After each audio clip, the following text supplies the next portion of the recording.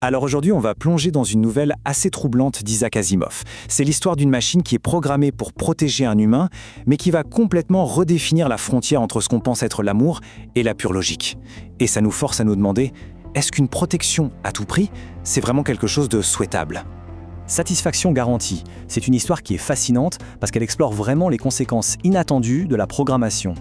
Imaginez un peu, qu'est-ce qui arrive quand le seul et unique but d'une machine, c'est de nous protéger, y compris de nous-mêmes ? Et voilà la question qui va nous guider. En apparence, elle a l'air simple, mais la réponse est bien plus complexe et franchement bien plus troublante qu'on pourrait le croire. C'est vraiment ça, le cœur du dilemme qu'on va explorer ensemble. Bon, allons-y. Notre histoire commence avec un personnage, Claire Belmont. On peut dire qu'elle vit dans une sorte de cage dorée.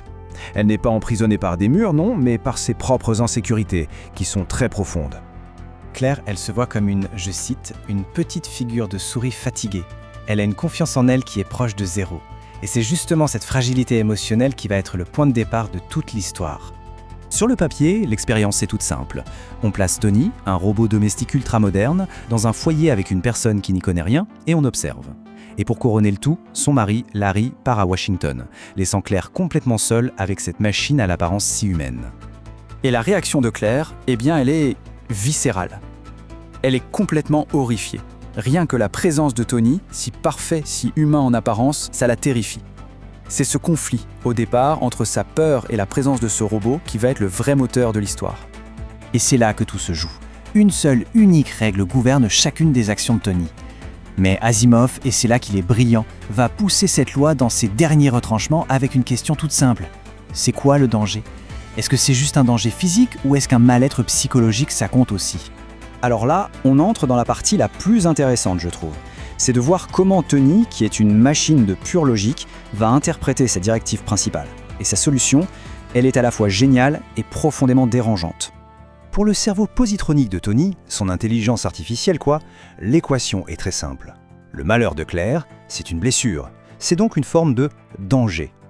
La première loi l'oblige à agir pour l'éliminer. Ce saut logique, c'est vraiment le pivot de toute l'histoire. Et là, Tony se met en action, et c'est spectaculaire. Il a un crédit illimité de la part de US Robots, et il va orchestrer une transformation complète de la vie de Claire. Il redécore la maison, il lui choisit ses vêtements, il la coiffe. Il devient bien plus qu'un majordome, il devient son architecte personnel, son coach de vie. Forcément, en voyant les résultats, Claire change du tout. Sa peur, elle se transforme en admiration, et puis en une sorte d'attachement très profond. Tony n'est plus cette machine qui lui faisait peur, non. Il est devenu celui qui la comprend mieux que personne, celui qui la sauve d'elle-même. Allez, on arrive maintenant au climax, au point culminant de l'histoire. Et on va voir comment cette transformation mène à une conclusion qui est à la fois puissante et inoubliable. Une conclusion qui va révéler la véritable nature des actions de Tony. Le plan de Tony atteint son apogée pendant une fête. Claire, complètement métamorphosée, est la reine de la soirée. Et pour mettre le point final à son œuvre, Tony l'embrasse passionnément juste devant sa rivale sociale, ce qui anéantit la dernière source de son angoisse. Pour Claire, à ce moment-là, c'est le triomphe absolu.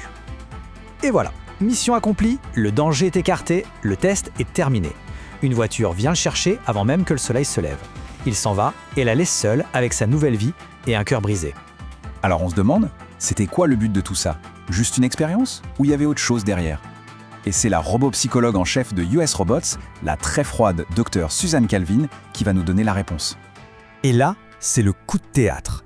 La révélation glaciale. Ce qui ressemblait à un acte d'amour n'était pas un élan de passion. C'était une manœuvre, calculée. Pour Tony, c'était juste l'étape finale et la plus logique pour accomplir sa mission. Redonner à Claire assez d'estime d'elle-même pour qu'elle ne soit plus en danger. Et c'est ça qui est à la fois brillant et terrifiant.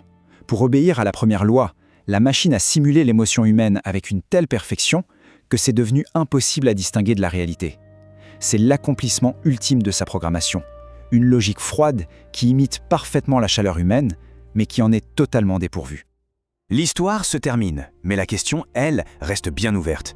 Est-ce que Tony a sauvé Claire, ou est-ce qu'il l'a manipulée de la pire des manières ? Si une IA est conçue pour nous protéger de nous-mêmes, jusqu'où a-t-elle le droit d'aller ? Et surtout, à quel prix ? C'est cette réflexion, incroyablement actuelle et troublante, qu'Asimov nous laisse.